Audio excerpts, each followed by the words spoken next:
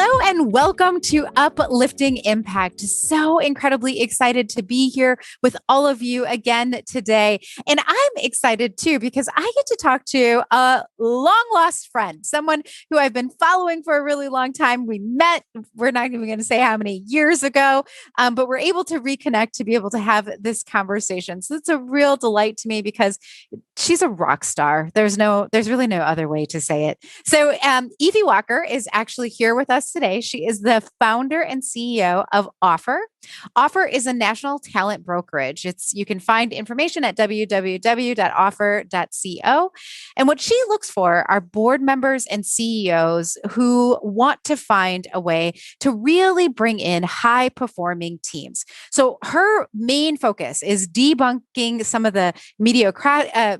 I can never say these words right. Meritocracy. It always gets me. Meritocracy myth, abolishing performance reviews and exploring how to ensure that the future of work, and I love this, that the future of work is a virtual 30-hour work week where Black women are thriving. I have followed Ify for a really long time because one of the things that she does better than anybody else I know is being able to advocate for what the work experience should and can look like. And I have just really appreciated how she uses her platform really to talk about the things that we could do better and the ways that we could do those things better. She also, through her work, makes sure that she's connecting people, constantly connecting people and putting people and helping getting, people into the right positions at the right time for the right organization. So we are so excited to be able to be here with you, Ify. Thank you so much for making the time. Thank you so much, Deanna. Appreciate it. Yeah, so there's so many questions that I want to ask you, but the first one I want to talk to you about is this 30-hour work week. Explain this vision to me. Explain it to our listeners. What does it look like and why is it so important? It's a fantastic question. So I start with the premise that Black women are constantly rewarded for toil. We are constantly told that we are superheroes. We are applauded for jumping, twice as high, working twice as hard. And my reflection as the oldest of 6 kids, as the child of Nigerian immigrants, someone who watched my own mom toil away, oftentimes with multiple jobs as she knocked it out of the park at work, but also did so at home, was this burning belief that Black women were made for more than just toil. Yeah. Our rest should be celebrated. Our leisure should be celebrated. And so as I think about the company that I'm building and also the workplace that I envision for the future, it's one in which someone like my mom wouldn't have to choose between those two things, right? So she could be a leader at work, but also be a leader at home, as so many Black women are. It's so amazing because I think that, people are talking a lot about the pandemic and all the changes and all of the, just like things that we thought were impossible. I can't tell you how many times I'd be in a call with somebody and they'd say, oh no, we could never do virtual. Oh no, everybody has to be in the office. And they had these things that they were holding as truths that we've been able to debunk, right? Like we've been able to say, like, these are absolutely not true. And there's so many different, right, positive things that have been able to happen because we've been able to take away those, like, I don't know, founding truths, right? These things that people held to be objective, but that really weren't objective, that were really much more subjective. But I guess one of the questions, right, people are going to be thinking is like, how do you get there? Right? How do you get there? So that's an amazing vision. But what changes would need to happen in order for us to get to a place where we really understand what that looks like? It's a great question. So I think a couple of things are true. The first one being that we have to understand the world as it is. So the traditional work week was designed really around this factory model. And that's not where most people are working. We're in a knowledge economy now. And all of the research around how often or how long the human mind can focus on knowledge work really suggests that 5 to 6 hours is really the optimal period. And when you begin tracking people's time, many people are taking breaks for social media, right? They're taking breaks to, have lunch, catch up with their friends, order their groceries online. We're doing all of these sorts of things that are not actually related to work.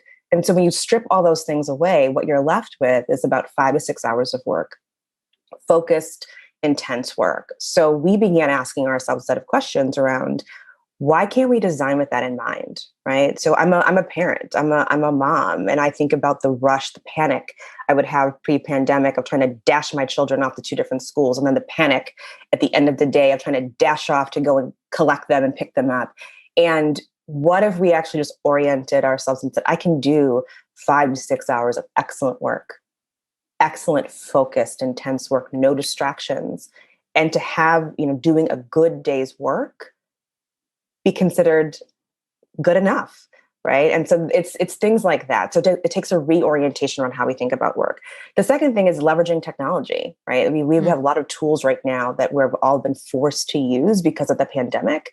But how can we think about how we orient our spaces, how we spend time together, and how we use technology to make things much more efficient? And then the third thing is to disabuse ourselves of this myth, and I think we've seen that now during the pandemic, that FaceTime is what matters. I'm a lawyer by training. I know you know this world very well, right? We have the same affliction, right? Right? Exactly, right? Exactly. And so there's this idea in the legal world of FaceTime, right? It's does as a partner seen you? Are you showing that you're working late, as opposed to being much more outcomes driven? Let's focus on the outcomes. Am I achieving the outcomes that are set? And how I do it really shouldn't be of your concern, right? Like let's focus on the outcomes as opposed to forcing people to show up and put on a show for you, as opposed to focus on the hard work of actually delivering results for your. I wish I could underline every word that you just said, because honestly, like that's how we run our organization, right? We have some core hours that we have for everybody on the team, but because we're all over the world, it's important for people to get the work done in the time that makes the most sense for them. They have outside things that they're doing that are really, really cool and that we want to continue to support. But none of that would be possible if we were constricted.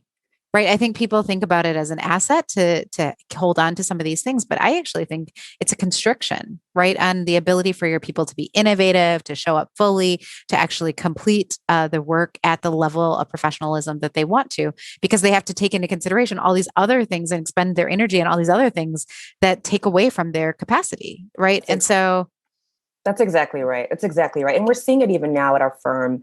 Offor focuses predominantly, as you know, on C-suite level hires and working with companies to find top talent in core C-level positions. And what we found in the midst of the pandemic is that many more companies are open to remote work. They're open to work from anywhere. And that has changed fundamentally the quality of their talent pool, because now they can draw upon talent from anywhere in a way that a lot of companies pre-pandemic were not willing to imagine or envision. And I think that it's a two-way street. I think what we're seeing is that people are having expectations that are changing from the organizational level, but people who are looking for positions also have expectations that are changing too. And, there's this really interesting push dynamic that's going on between both of those forces that I think is going to land us, I hope, exactly what you articulated as the vision. I hope so too. Yeah. That's a phenomenal. Okay. So one of the big questions I have to ask you, right? Because I know that majority of what you do is you're focusing on, I can't even say a majority of what you do because you're doing so many awesome things, but one of the big things that you do is to help find C-suite candidates, right? For these positions, with a real emphasis on looking for people who have diverse backgrounds. One of the things that we hear all of the time is, well, we just can't find that talent. Oh, that, in our industry, this talent doesn't exist. In this industry, right? And so there's a whole host of things that people will say, but it all comes back to this idea, oh, it just doesn't exist. The pipeline's not there yet. How do you respond to that question? Because it is, I would say, one of the number one questions we get all the time. With grace and love, and sometimes a drink. So, to be honest, so here's what we know to be true. One, the pipeline story and conversation is a really tired one. Mm-hmm. What we found in our research is that number one, 90% of the C-level leaders we placed last year were either Black, Asian, or Latinx. So we know it can be done. 90% into historically white institutions, we know it can be done. Number two, the research shows that 70 to 80% of CEOs still predominantly hire from their own network. So what does that tell you? This is not about they're not there. You haven't looked. You haven't looked. To be able to bring them in, you'd first have to want to go and find them. Right. That's number two. Number three, at our own firm, in our 10-year history, we've only had 2 clients who have ever hired someone that was not known to them personally, known to their network, or known to our network. So what does that tell you? It also tells you this is not a meritocracy, right? Search is not a meritocracy. It's not about actually, quote unquote, oh, we just don't know. We're committed to just hiring the best, and the best all happen to turn out to be white and male, right? Mm-hmm. Right. It Right. just the evidence just doesn't bear that out to be true. And you and I both know that if we were as women who are running our own companies, if someone came to us and said, I have a slate of candidates for you and they're all men, and they'd left out 50% of the organization, you would never consider that excellent. You would not consider that high quality. How could it be if you've left out half of the world? And so we take a very similar approach, which is to say, any organization that is claiming that this is about merit and that this is just about the pipeline isn't really serious about the reality of who's actually getting through your doors and who you are seeking out. And typically, you're seeking out people who are like you, right? And who remind you of yourself. The last thing I'll add is that there was some research that came out a couple of years ago that I think the average white person only has one Black friend, right? And Yeah, so I saw that. as a woman of color, any woman of color who is working in corporate America, or quite frankly, working anywhere, the idea that we would only know one white person is laughable. It would be a barrier to our success, right? So some of this is about who do you feel like you need to be in proximity to, right? As you're thinking about building your company and building your teams. I think one of the things that I would add to that is, when you're thinking about the network, it's not just about if you know that your network might be detrimental to you being able to pull in a diverse group, that's also where you start to make some really concentrated and intentional decisions about how you expand your network, right? Because it takes a while to build a network. And that's why being able to partner with an organization like yours that has a much more diverse network, that means, thinking about like, what are the systems or structures that we have in place that are just perpetuating what our current normal is, right? That those are all steps that organizations can pretty easily take once they recognize that this is an issue. And that's much easier, I think, than continuing to have the same conversation about, there's a pipeline issue, right? That I think it's simpler and it actually solves for the challenge in front of them. You know what's interesting about that though, Deanna, is that I don't know what I have found in the last 10 years is I actually don't know that that's any easier. And the reason I say that is because changing structures and systems requires a confrontation. It requires you to examine self. It requires you to, quite frankly, examine your water, right? And we take a groundwater approach at Offor. Every client that works with us has to first undergo a talent and culture audit where we are examining their culture.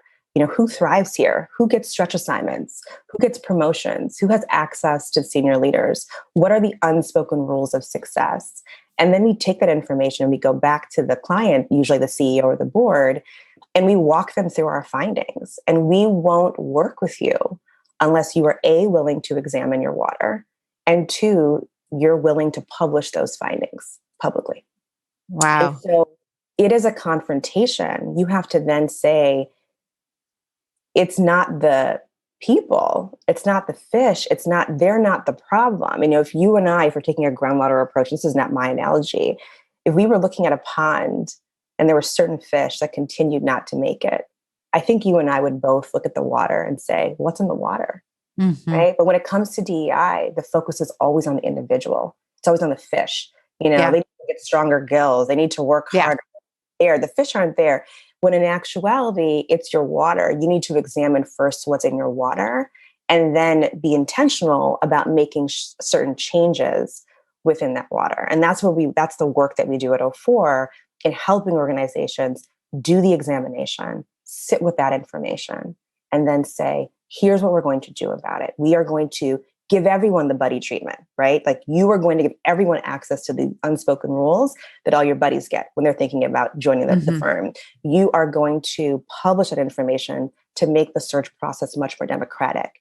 You are going to hold virtual, informal coffee chats the same way you would with your friends, right? These are very systematic bias interrupters that we're putting into place at every level of the process. And I really love that you made that distinction too, because I was thinking like what's easier is to do something about it than to just keep like repeating it. But you're right. There is a ton of hard work that has to go into changing what your systems look like and changing the way that your thought process looks like and changing even where people are putting blame or, and how people are identifying that. So I really appreciate that clarification too of the point. So I guess one of the things that I think, if I was listening to this, I'd be thinking, well, confrontation. Okay, just even that word alone makes me feel like this is something we couldn't do, right? That this isn't a pathway that we could move towards. So if there's somebody who's thinking, we do have some problems with their water. There's some real things that are going on there. And I would love to be able to put it through a cleansing system. I don't know how to keep with this analogy, but you understand what I'm saying, right? I do. So tell me, if you like, what would I do if I was trying to do, something kind of similar to point out some of these opportunities within the organization? What would be some places that you'd say like, hey, this is a place that we often find some of these challenges manifesting? So a couple of things are true. So one, as I mentioned before, to do this work, you'd have to be willing to look. So if you're not willing to look, it doesn't make sense, right? So, if we take something simple, I'll speak for myself specifically as a new mom. I really wanted to lose my baby weight, but if I was not willing to get on that scale, nothing was moving. So you have to be willing to do it, or nothing changes. So I want to just underscore that as a central tenet. There's no way to skip past that step. Yep, absolutely. The second thing, and that's a confrontation, right? When I mean confrontation, It just means the ability to see oneself and not to judge it, but to see it for what it is. The second thing I'll say is that where we see this play out are in many of the places I've already mentioned, which is to say, just at a baseline level, there are still organizations that do not track hiring, promotion, stretch opportunities, access to senior leadership, pay gaps, pay equity. They do not track those things along both race and gender, right? And when you do that, this is research coming out of McKinsey and Lean In, if you do not do that, you will leave out women of color, right? And all the research supports that. And that is a simple tracking. We haven't even gotten to the stage of doing anything yet. And yet I have a client right now, or, we're talking to a potential client where even the act, when we asked them for a list of people to speak with and said, please identify them by race, ethnicity, and also gender, they were willing to do it for gender. They were not willing to do it for race and ethnicity. Yeah. Even the white leader would not put down that she was white. Right. And so that in and of itself is telling. So if you're not willing to track who's getting paid, who's getting access to Deanna as a senior leader, who's getting stretch assignments, who's getting guidance around organizational politics, then you can't fix what you're not tracking or measuring. So that's what I would say is the initial, you have at a baseline, you've got to know who's in your organization. You've got to know who's getting promoted. You've got to know who's getting hired. You've got to know what sources, who's doing the referring. You have to track along all of those dimensions before you can begin making real change. And, I think it's sometimes as simple as like even asking the question can be how you start that process, right? Because some organizations that we've worked with have never even asked the question. And because they've never asked the question, right, they're not at a stage for having that confrontation because they haven't even begun to sort of think about this as an opportunity for them. And so I do think that there's so much that can be learned. What do they say? What gets measured gets done, right? Like, and so, right. and so if you're not even willing to go down that pathway to try and figure out what is happening in your organization, I think the other thing is a lot of these, disparities are often invisible because the people who are perpetuating them, the people who are part of it, they're in the water, So they can't tell that what's going on in the water is not right, right? Or That's that something's, correct. and they're thriving in the water too, That's right? So that's correct. the other thing too, is like you see other fish who aren't doing as well, but you're like, but why? Because I'm thriving. So you can Right. too, right? And That's so right. you need sometimes to have that I think that data actually can provide a good filter to allow you to see what's actually happening around Yeah. you. I would also add though that there needs to be a willingness to celebrate the canary in the mine, right? So for so often it is Black women, it is women of color we are the canary in the coal mine. We are the ones sounding the alarm that there is a problem. And if you silence the Mm, findings, if you silence, which we've had organizations where then we say we cannot work with you.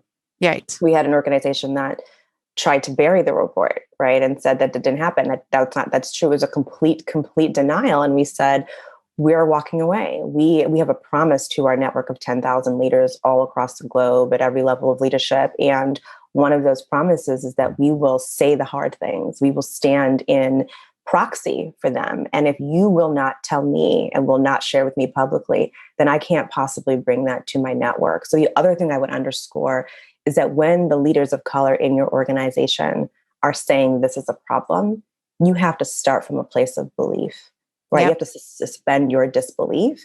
And that is a shockingly hard thing to do. I had to Hmm. tell a potential client, look, in our engagement so far, you have missed 2 meetings with me. It took me 3 weeks to schedule with you. You did a complete no-show twice. And I'm letting you know that I will not move forward in this engagement unless that is going to change, because you're not going to do that to anyone that I introduced you to. And it took her aback Hmm. as a senior leader who has not actually had that conversation so directly. And Right. so that was a choice. And I said, I want you to think about it. I actually don't want you to answer me and tell me, oh, you'll fix it. Think about it. Give it a week. And then if you believe you can show up in this way, that you can carve out the same amount of time that you would expect someone to carve out for you, then we can have a conversation and we can move forward. But without that, deal's done. Right. And so you have to be willing to listen to that. And I can do that as an outsider, as a Right. consultant, choices, who feels very free. It is harder to do that when you are So hard inside to the do. organization. So hard to do. And if they do it, yeah, you're right, giving them the space. It has been so amazing to talk to you. I would really love to have like a part 3 to 500 with you.